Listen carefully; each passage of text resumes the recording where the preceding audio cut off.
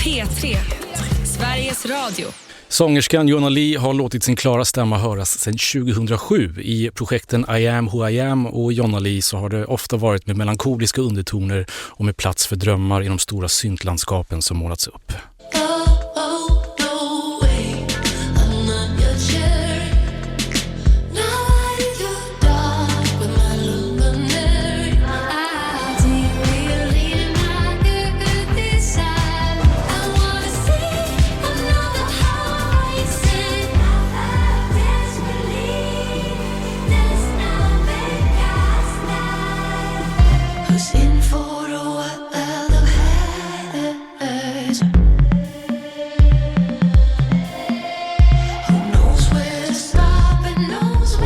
Så säger hon sig vara klar med ett album som hon började skissa på för 15 år sedan. Välkommen Jonna Lee. Tack så mycket.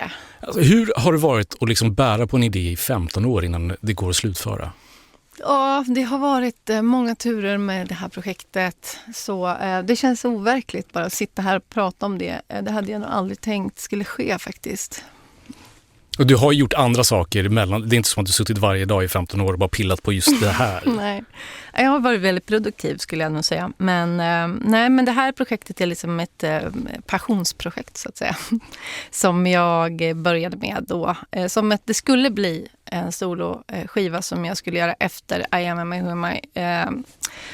Men det blev aldrig något efter. Vi gjorde liksom inte det här året som vi hade tänkt utan vi gjorde liksom en hel karriär av det. Så att jag la det på is många gånger så började jag liksom låna idéer från Mouth-projektet in i I am och in i mina sologrejer. Så jag tänkte nog att jag hade släppt det redan typ. Men det är liksom 60 plus låtar som har legat. Det är som en hel värld av idéer och skisser och filmer och jag har ju liksom gjort videos till det här också men bara låtit det vara och känt att jag har inte varit tillräckligt bra producent eller för att slutföra det själv har jag känt förr då när jag jobbade med det. Sen så bara nu är det nog dags att göra klart där för min egen skull liksom. Mest faktiskt för att känna att jag vågade liksom stå upp för den här extrema sologrejen som det ändå är. Det är ett superstort projekt för mig då. Men vad är det som gör den här idén så speciell? Men idén i sig är ju som alla konstnärliga idéer. Det är speciellt för den som gör det och sen så kanske även för andra. Men för mig är det väl att jag då hade aldrig proddat utan jag kom från en singer-songwriter-värld, jag var liksom mer musiker och vokalist än en producent och sen så har jag liksom jobbat med genom min karriär och blivit mer och mer tekniskt kunnig, mer och mer soundmässigt vågad och sen nu så kan jag liksom genomföra det här så som jag ville att det skulle låta och det kunde jag inte då, att jag kände bara fan det kommer inte låta lika bra, jag måste göra det bättre. Men att det är 3 delar utav det här, är det för att du samlat på dig så mycket och du vill inte liksom kill any darlings, du vill bara få ut allting? Eller? Nej, det är ju typ halva projektet blir ju typ, om man skulle ta allt som jag skrev till det här skulle då ligga kvar på hårddiskar. Men det här blir mer, först var det liksom 12 låtar. Alltså 2011 när jag började jobba med det här så var det 12 låtar och då var det liksom hitsen så att säga. I min alt-pop-genre så betyder inte hits kanske det ni spelar här utan det är liksom de tydligaste, mest direkta låtarna. Men sen så när jag började liksom lyssna på det här fram och tillbaks genom åren så har jag liksom uppfattat att världen som det här är, den audiovisuella världen som det här är, den består av liksom helheten på något sätt. Känslan av det är ganska specifik om man lyssnar tycker jag. Och då så började jag liksom skapa typ ett jättestort album och det blev för långt för att släppa det som en enda stor korv. Så därför blev det 3 delar. Liksom. Du vill inte göra som Drake och bara släppa alla 3 på en gång? Det känns lite som att jag vill inte uppmuntra den liksom, konsumtions... Alltså, vad är det? Liksom? Alltså, jag tycker han är grym och jag har inte hört hans skiva. Kanske för att det var lite för mycket på en gång. Man måste ju liksom ge saker lite takt liksom, och tid. Ja men faktiskt, det måste jag hålla med om. Men vet du vad? Vi ska hoppa in i ett av spåren från del 2 som du släppte nyligen. Här är Black Shore, så ska vi prata lite mer om just sångröster.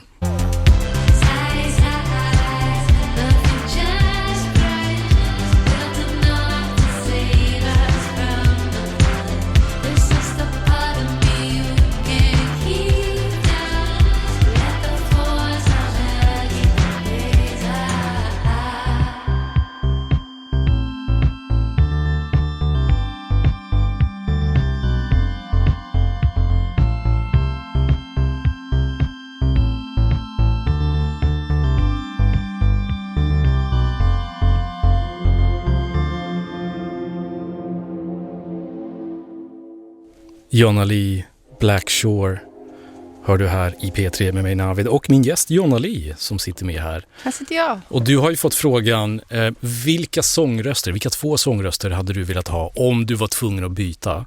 Och innan vi går in på första sångrösten så är det intressant att veta, vad gillar du i en röst liksom, så allmänt när du hör någon annan sjunga?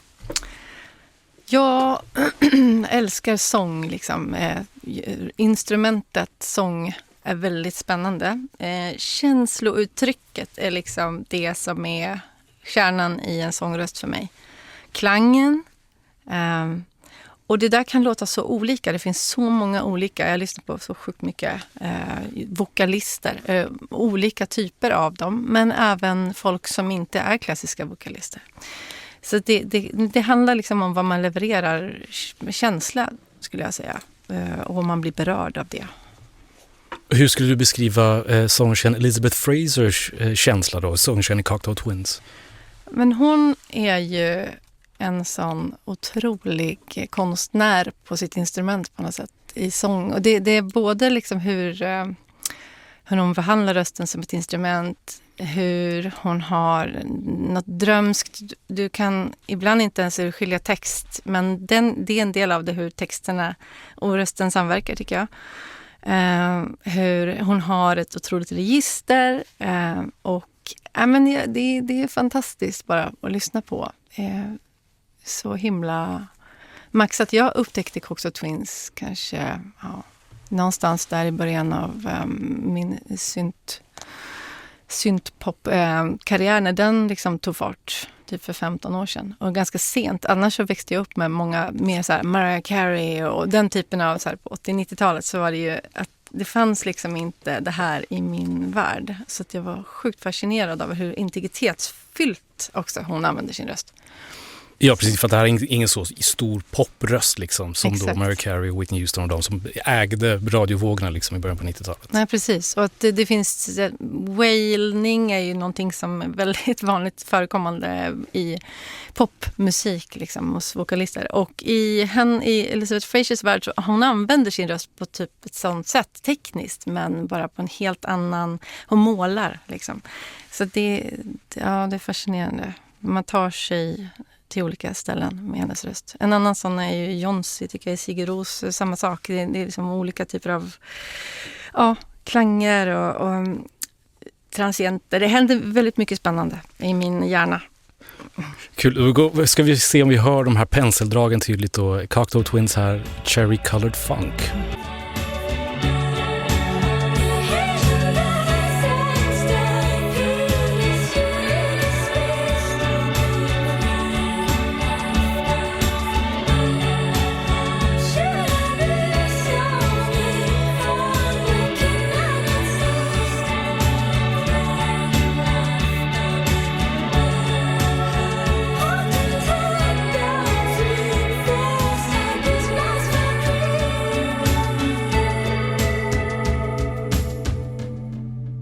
Cocteau Twins, Cherry Colored Funk hör det här i P3 med mig Navid och min gäst Jonna Lee.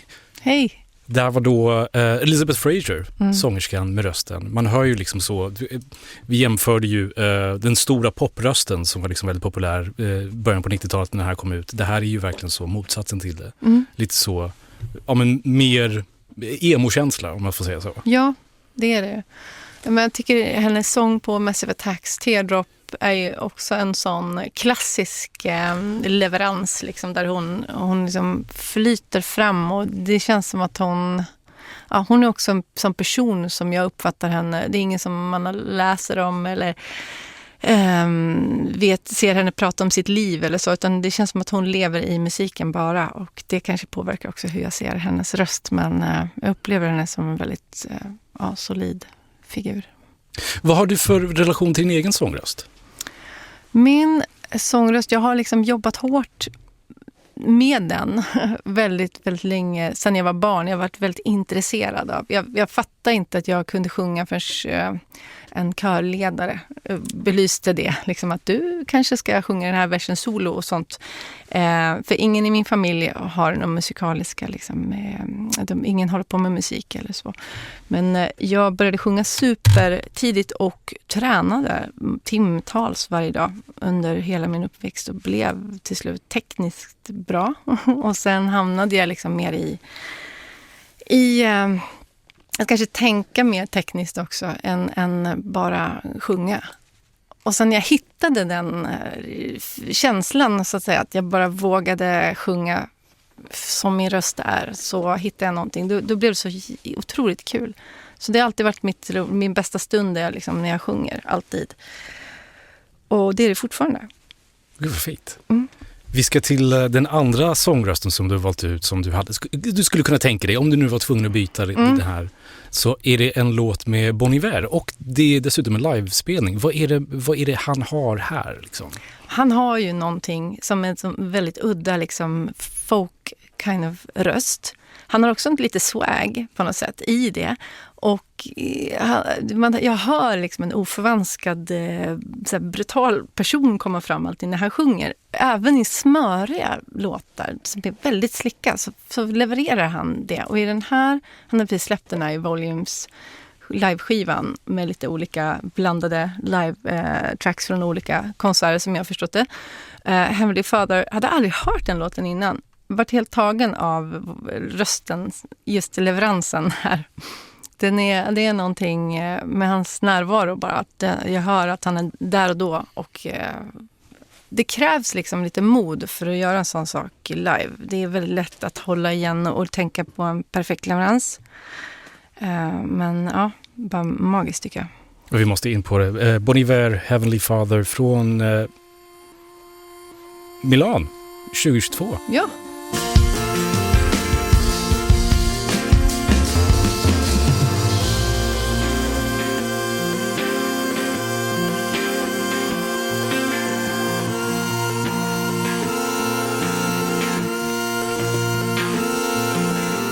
Vi är tyvärr inte i Milano november 2022 när Bon Iver uppträder med Heavenly Father.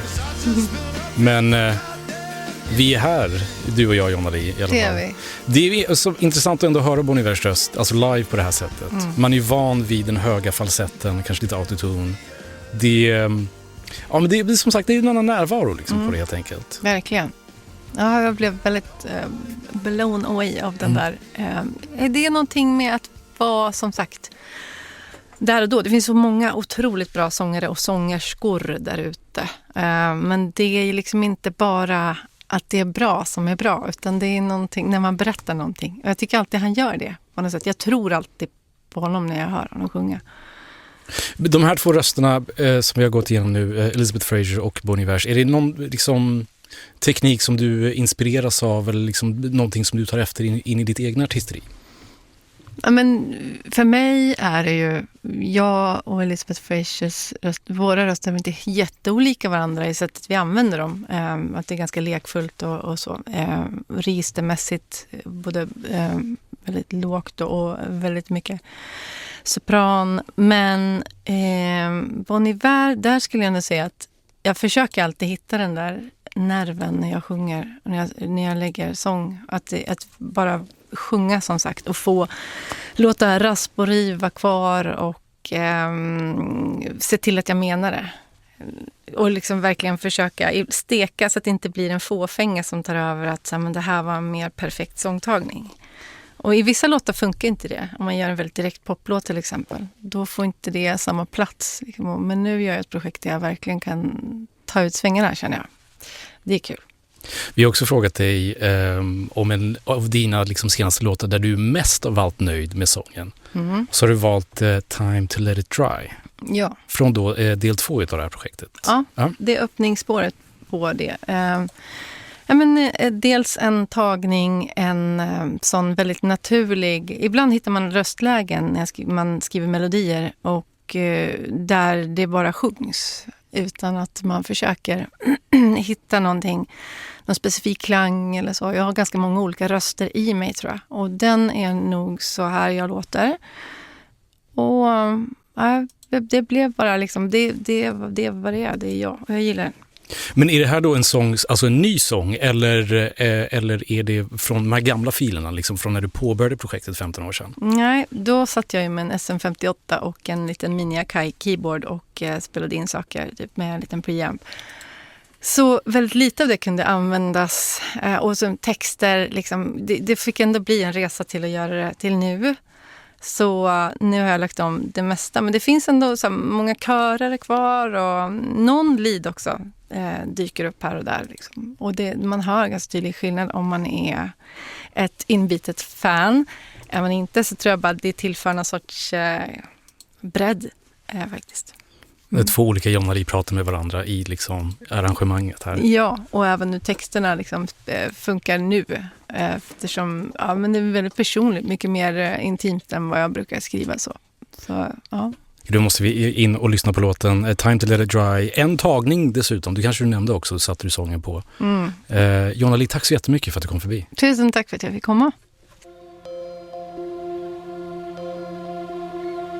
So the truth catches us here like it always will. P3